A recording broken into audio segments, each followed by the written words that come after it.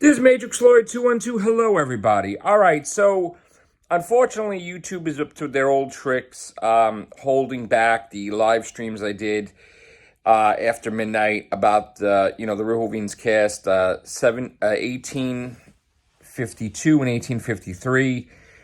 We did Revolution of the Daleks review, two parts, for two podcasts. So kind of upset about, you guys don't know my opinion if you can't see it for 24 hours. That's annoying.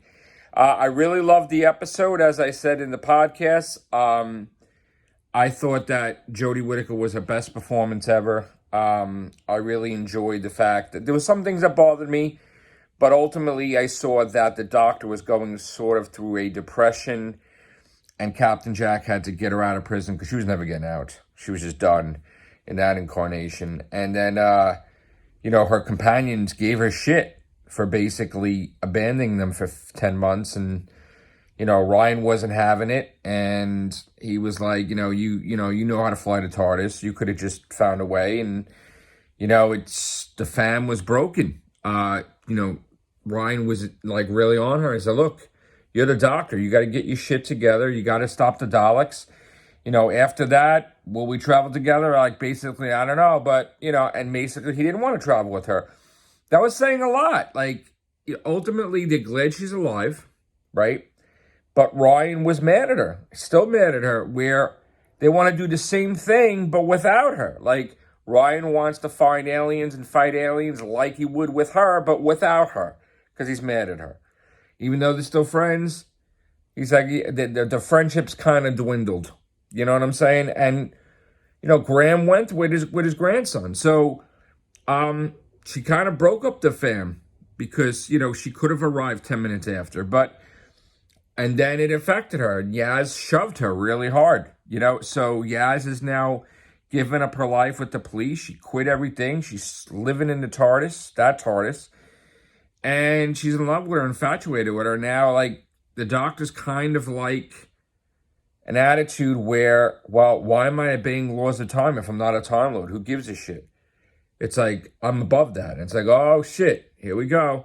And then she's like, maybe I should just alter time and arrive 10 minutes after you guys arrived so I can keep my fam together. And Yaz looks at her like weird, like puzzled, like, oh, no. So I don't know what this is going to mean for the series. I don't know if she's going to head downward spiral towards Valyard-ish and where the Doctors have to step in and defeat her. I don't know. I mean, it could go either way. But my personal opinion, odds are we're going to see David Tennant. Definitely. I feel. Like, my opinion only. We're going to see David Tennant. We're going to see other Doctors. I mean, this is going to go right into the 60th. She's going to visit her past selves. They're not going to remember because of the timey-wimey stuff, but she's going to tell them flat out about the timeless child, and they're going to have their memories wiped because, again, they're not supposed to remember that. But she's going to visit old Doctors. It's going to happen. I'm hoping old Masters as well. I'm hoping that Missy does pop in and screw things up a little bit. But I like the best performance from Ryan Sinclair. Hands down. Told her off. Told her the way it was. Look, glad you're alive. Yeah, we're friends, sure. Not close like they were, but, he just doesn't forgive her, really. As much as he says, he doesn't really. I mean, it's like, yeah, all right, not going, thanks. It's like, okay. Graham, too. I felt that Graham had the least dialogue with the Doctor. It was kind of, that bothered me. I wish they would have resolved that whole cancer thing. They didn't really do that.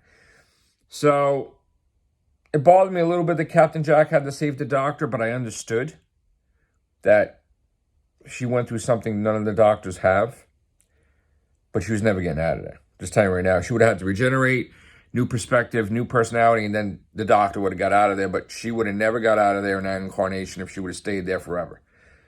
She's just too depressed to even really try. She didn't really try. Where's that going to lead in the future? I don't know. I have a feeling that angel from the jail cell is the one that gets out because they had that little psychic thing. And I'm telling you right now, season looks good. I mean, you got Weeping Angels, Santarans. We'll see. All right, so I gave it an 8.5. High marks.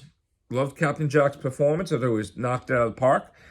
Loved the politician guy, the guy that's going to be running for president. He was really awesome. I didn't see him as Trumpish. I love the fact that the Daleks are just Daleks. Like, they kill people. That's what they do. There's no talky, like exterminate. That's it. It doesn't matter who's in front of you. They'll exterminate you. This is a serious threat. That's what they are, a serious threat. That's what they need to be recognized as. That's the way it's supposed to be portrayed. They killed thousands of people. They should be remembered. They shouldn't be forgotten anymore. I mean, they killed thousands of people, as far as I'm concerned. So, that's the way it looked. All right, guys. So, hopefully this new series, Series 13, is going to be way better than other ones. I'm hopeful, but we could see, because it could change. Just because we had a great episode, like Vaughn said, doesn't mean anything. The whole series could be crap. We'll see. All right, take care. Bye for now.